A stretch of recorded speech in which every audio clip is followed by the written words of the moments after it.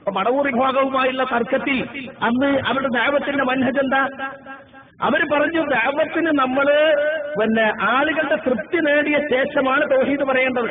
ഒരു സ്ഥലത്ത് എന്നാൽ നമ്മളൊരു ആശുപത്രി ഉണ്ടാക്കുക, അല്ലെങ്കിൽ ഒരു സ്കൂൾ ഉണ്ടാക്കുക, അങ്ങനെ ആളുകളൊക്കെ ഇങ്ങനെ ഒരു സാമൂഹ്യ ജീവകാരുണ്യ പ്രവർത്തനങ്ങളൊക്കെ നടത്തി ആളുകളൊക്കെ ഒന്ന് കയ്യിലെടുത്തതിന് ശേഷം പിന്നെ തൗഹീദ് ഫസ്റ്റ് ഡോസ് സെക്കൻഡ് ഡോസ് അങ്ങനെ കൊടുത്താൽ മദീന. നമ്മളിതിനെ പാലം പണി എന്ന് പറഞ്ഞിട്ടുണ്ട്, ഒരുപാട് നമ്മൾ എന്ത് ചെയ്തിട്ടുണ്ട്, അവരെ ആക്ഷേപിച്ച് പറഞ്ഞിട്ടുണ്ട്. പക്ഷെ ഇപ്പോ നമ്മളെ വിസ്ഡം ഗ്രൂപ്പുകാർ എത്തിയത് എവിടുക്ക? വിസ്ഡം ഗ്രൂപ്പുകാർ നമുക്ക് കാണാൻ സാധിക്കും. ഇപ്പോ വിസ്ഡം ഗ്രൂപ്പിന്റെ ഒന്നാം ഘട്ട പരിപാടിയിൽ കൊടുത്തിരിക്കുന്നതോ അതേ സംഗതികളാണ്. പരിസ്ഥിതി സംരക്ഷണം അടക്കം നമുക്കതിൽ കാണുവാൻ സാധിക്കും. നോക്കൂ നിങ്ങൾ. അപ്പൊ നവോത്ഥാനത്തിന്റെ ആളുകളായി ഞെളിയാനാണ് എല്ലാവർക്കും ഇപ്പോൾ താല്പര്യം. എന്തിനു വേണ്ടിയാണ് നമ്മൾ ഉണ്ടായത് എന്ന കാര്യം പലപ്പോഴും നമ്മുടെ ആളുകൾ തന്നെ മറന്നു പോകുന്ന അവസ്ഥയാണ്. ഇൻഷാ അല്ലാഹ് ഞാനത് വായിക്കുന്നുണ്ട്. അത് സുഖം കിട്ടി. ഇപ്പൊ ദേവാസമിതിക്കാര് കേസറിയുണ്ട്. എന്നാ നമ്മളിനി അതൊന്നും ജനങ്ങളെ പഠിപ്പിക്കല്ലേ. ഏതായാലും ഇപ്പൊ കേന്ദ്രം എന്നൊക്കെ പറഞ്ഞപ്പോ സ്വതന്ത്രമായല്ലോ. മറ്റത് ഓരോ നോട്ട് ചെയ്യാൻ ആളുണ്ടാവും, ടിപിക്ക് വിളിച്ചു വരാൻ ആളുണ്ടാവും. അതുകൊണ്ട് നമുക്ക് പറയാൻ പറ്റില്ല. ഇനി നമുക്ക് സ്വതന്ത്രമായിട്ട് പറയാം. അല്ലാതെ നമ്മളിപ്പോ ഇനി പറഞ്ഞാല് നമ്മൾ ജിന്നൂരി എന്നുള്ള പേര് നമ്മൾ പോകില്ല. അതുകൊണ്ട് നമ്മൾ ഇനിയിപ്പോ അത് വിട്ടേക്കാം. അത് നമ്മളിപ്പോ അങ്ങനെ പറയണ്ട. അപ്പൊ ചികിത്സിക്കലോ? പള്ളിയിൽ വെച്ച് ചികിത്സിച്ച നമ്മളെ പള്ളിയിലൊന്ന് വെച്ച് ദേവാസമിതിന്റെ പള്ളി കേന്ദ്രന്മാർ ഒന്നായി ഉണ്ടാക്കും. നമ്മളെ പള്ളിയിൽ ജിന്നിറക്കി. ജാമ്യൽ ഇന്ത്യയിൽ വെച്ചൊന്ന് ജിന്നിറക്കിയാലോ? ജാമ്യൽ ഇന്ത്യയിൽ ജിന്നിറക്കി ആകെ പ്രശ്നമാവും.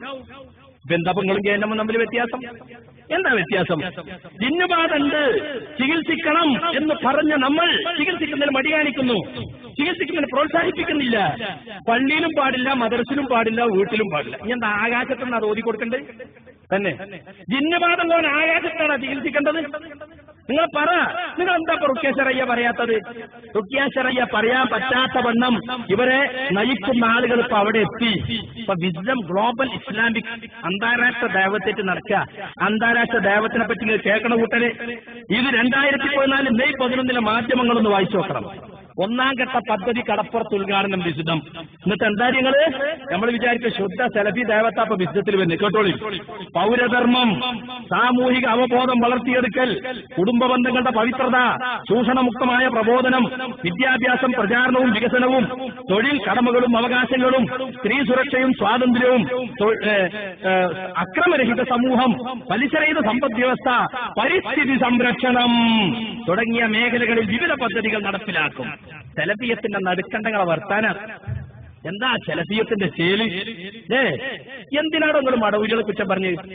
മടവൂരികൾക്കെതിരെ നമ്മൾ സംസാരിക്കുന്ന കാലത്ത് എംഎസ്എമ്മിലുള്ള ഈ അസർമും കൂട്ടരൊക്കെ ഇപ്പോലെ നേതൃത്വത്തിൽ വന്നപ്പോ തനിച്ച മടവൂരിസത്തിലേക്ക് പോയി. അല്ലേ? എന്താ പരിസ്ഥിതി സംരക്ഷണത്തിൽ നിങ്ങൾക്ക് പറയാനുള്ളത്? അല്ലേ? മരം ഒരു വരം.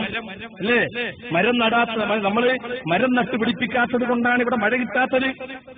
സീരിയാജിന്റെ ചോദ്യം മതിയേന്. ആ സുഗതകുമാരനോട് ചോദിച്ചില്ലേ കടലിൽ മഴയാണ്, അവിടെ മരം ഉണ്ടായിട്ടാണ്. ഇപ്പോൾ എത്ര മരം മുറി നടക്കണം? മയക്ക് വല്ല കുറവുള്ള ഓരോ കൊല്ലം കൂടിക്കൂടി വരിക. പോയത്തമല്ലേ ഈ പറഞ്ഞത്?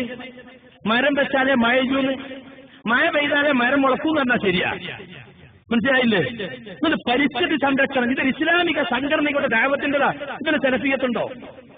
ഖുർആനുണ്ടോ? ഇതൊക്കെ നമുക്ക് വേണ്ട കാര്യങ്ങൾ തന്നെയാണ്. ഇതൊക്കെ നമ്മൾ യഥാർത്ഥ സെലഫി ലൈനനുസരിച്ച് ദീന് പഠിപ്പിച്ചാൽ അതിന് പൗരധർമ്മം ഉണ്ടാകും, കുടുംബ ബന്ധത്തിന്റെ പവിത്രതയും വരും, ചൂഷണമുക്തമായ സമ്പ്രദായം ഒക്കെ വരും. അതൊക്കെ പഠിപ്പിക്കുന്നതിന് പകരം ഇപ്പൊ ആളുകളെ തൃപ്തിപ്പെടുത്താൻ മാത്രമല്ല, കടപ്പുറത്ത് പ്രഖ്യാപിച്ചു 10,000 കിറ്റ് ഞങ്ങൾ വിതരണം ചെയ്യും. പെരിന്തൽമണ്ണ പള്ളിയിൽ ഞാൻ ചെന്ന അറ്റി എത്തിച്ചത് അരിന്റെ പാക്ക് വിസ്റ്റം വിസ്റ്റം വിസ്റ്റം. എന്താ അവസ്ഥ? അപ്പൊ അരി ഒടുക്കുന്ന വിസ്റ്റം നിങ്ങൾക്കറിയോ? കടലുണ്ടിയിൽ ട്രെയിൻ മറിഞ്ഞപ്പോ അവിടെ സാമൂഹ്യക്ഷേമ പ്രവർത്തനത്തിന് ചെന്നപ്പോ 3 കൂട്ടരെ ബാഡ്ജ് എത്തിന്ന്. ഒന്ന് ISM, ഒന്ന് RSS, ഒന്ന് SSF. ഇങ്ങനെ കാരണം സലാസലി പറഞ്ഞാണ് നമ്മളെ തിരിച്ചറിയുന്ന അടയാളങ്ങൾ കൊണ്ട് നമ്മൾ സാമൂഹ്യക്ഷേമ പ്രവർത്തനം നടത്തണം. ഇപ്പോഴുണ്ട് മെഡിക്കൽ കോളേജിൽ വിസിറ്റ് പോകും ISMന്റെ ആളുകൾ, പക്ഷെ ബാഡ്ജ് കുത്തണമെന്ന് നിർബന്ധം. എന്തൊക്കെ വർത്താനം? എന്തൊരു കഷ്ടമാണ്. ഇതാണ് ഈ സാമൂഹ്യക്ഷേമ പ്രവർത്തനം. നമ്മളാരും എതിരല്ല. സാമൂഹ്യക്ഷേമ പ്രവർത്തനങ്ങൾ ആവശ്യമാണ്. നമ്മൾക്ക് എത്ര കാലം സക്കാത്ത് കമ്മിറ്റി നടത്തണം, എത്ര പാവങ്ങളെ സഹായിക്കണം, വല്ല നോട്ടീസ് അടിച്ചിട്ടാ? അപ്പൊ ഞാൻ പട്ടാണിത്തറ നിന്ന കാലത്ത് 10-20 കൊല്ലം മുമ്പ് അന്ന് 1.5 ലക്ഷത്തിന്റെ റിലീഫ് എടുത്തോളൂ റമദാനില്. ചെറിയ മഹല്ല. അതൊന്നും ഇപ്പൊ നോട്ടീസ് അടിച്ചിട്ടല്ല, അതൊന്നും ആളുകൾ ഇങ്ങോട്ട് ചൂണ്ടില്ല. അങ്ങനെ ദഅവത്തിനെ പാലമാക്കണം എന്ന് മടവൂരികൾ പറഞ്ഞല്ലേ പ്രശ്നം. പൊതു താല്പര്യ മേഖല കണ്ടെത്തുക. അപ്പൊ നമ്മൾ പറഞ്ഞു, നിങ്ങൾ റസൂലിന്റെ സാബത്തിന് ദേവത്ത് ശൈലിയല്ല നിങ്ങളത്. നിങ്ങൾ മധ്യകാല ക്രിസ്ത്യാനികളിൽ നിന്നാണ് ഇപ്പൊ നിങ്ങൾ ദേവത്ത് ശൈലി സ്വീകരിച്ചിട്ടുള്ളത്. ക്രിസ്ത്യാനികളുടെ സ്ഥലത്ത് വന്ന ആദ്യം എന്ത് ചെയ്യും? ഒരു സ്കൂൾ അവിടെ ഉണ്ടാക്കും. എന്നിട്ട് സൗജന്യമായി വിദ്യാഭ്യാസം, പിന്നെ ഒരു ആശുപത്രി, അല്ലേ? പിന്നെ പള്ളി വകയായിട്ട് പള്ളിയിൽ നിന്ന് വിതരണം, ചായപ്പൊടി, പഞ്ചസാര, കടല ഒക്കെ 10 റുപ്യ കൊടുത്തിട്ട് ഓരോ കാർഡ് കൊടുക്കും. അതിന് പോയി നമ്മൾ ആളുകളൊക്കെ. അത് വരുമ്പോ പറയും കുറച്ചേരോടെ ഇരിക്കണം, വിശേഷിയായിട്ട് ശരിയായിരിക്കട്ടെ എന്ന് അച്ഛന്റെ കുറച്ച് പ്രസംഗം ഉണ്ടാവും. അത് കേൾക്കണം. നല്ല ചായപ്പൊടിയും പഞ്ചസാരയും കിട്ടുള്ളൂ. ഈ ജാതി വളഞ്ഞ വഴി സ്വീകരിക്കേണ്ട ആവശ്യമുണ്ടോ? നമുക്ക് മധ്യകാല ക്രിസ്ത്യാനികളെ മാറി വേഷം മാറേണ്ട ആവശ്യമുണ്ടോ? നമുക്ക് ദഅവത്ത് നേരെ കൊടുക്കാം. നമുക്ക് പാലം കെട്ടേണ്ടതില്ല. പൊതു താല്പര്യ മേഖല കണ്ടെത്തുക എന്ന ലേഖനം എഴുതിയതിനെ പറ്റി ശരിയുണ്ട് അബ്ദുൽ ഹമീദ് മദനി പറഞ്ഞു. ആരെങ്കിലും പറഞ്ഞിട്ട് ഞാൻ എഴുതിയല്ല, ആരും അതിന് ന്യായീകരിക്കാൻ ഞാൻ ഏൽപ്പിച്ചിട്ടുമില്ല. പക്ഷേ അതിലിപ്പോ എന്താ കുഴപ്പം എന്ന് പറഞ്ഞ കുറച്ച് ആളയിലുണ്ടായിരുന്നു. പക്ഷെ അവർക്കൊക്കെ മനസ്സിലായി ശരിയുമുണ്ട പറഞ്ഞു ഞാൻ എഴുതിയത് തെറ്റാണ്, ഞാൻ ആരും പറഞ്ഞിട്ട് എഴുതിയതല്ല. അപ്പൊ ആ റൂട്ടിലേക്ക് തന്നെയല്ലേ സുഹൃത്തുക്കളെ ഇപ്പൊ ഇവരും പോകുന്നത്. ദഅവത്തിൽ ഇതിന് പ്രാധാന്യം കൊടുക്കുന്ന മൻഹജ് അതാര മൻഹജ? അത് സലഫി മൻഹജാണ്. ഇതിന്റെ നമ്മൾ കേരളമെന്ന് പോകുന്നത് ഈ കോലത്തിലേക്ക് പോകാനാണോ? സക്കരിയ സലാഹി മാറുന്ന വെറുതെയാണ് എന്നാണ്.